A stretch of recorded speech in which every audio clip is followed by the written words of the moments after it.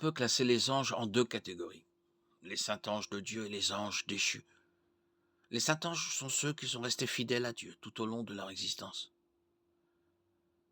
Quand la Bible parle des anges, c'est généralement à eux qu'elle fait référence.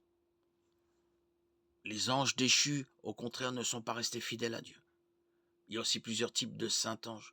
Certains d'entre eux sont même nommés. L'archange Michel est probablement le chef des saints anges. Son nom signifie « qui est comme Dieu ». Daniel 10, 21. 1 Thessaloniciens 4, 16. Jude 1, 9. Apocalypse 12, 7, 10. Gabriel est un des principaux messagers de Dieu, chargé de transmettre les messages les plus importants comme celui qu'il a apporté à Daniel. Daniel 8, 16, Luc 1, 18, 19, Luc 1, 26, 38. Zacharie et Marie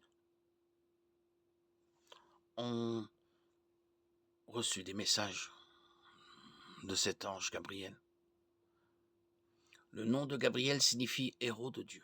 Les noms de la plupart des autres saints anges ne sont pas mentionnés dans la Bible, mais ils sont décrits comme les anges élus. 1 Timothée 5, 21.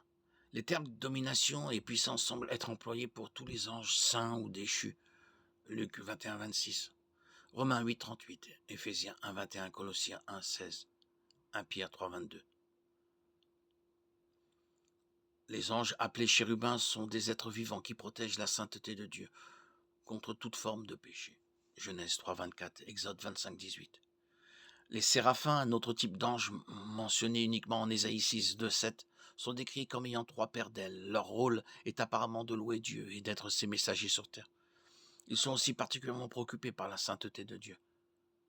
La plupart des références aux saints anges dans les Écritures décrivent leur ministère qui est très vaste. Ils étaient présents à la création, au don de la loi, à la naissance de Christ, à sa résurrection et à son ascension. Ils le seront aussi à l'enlèvement de l'Église et au retour de Christ.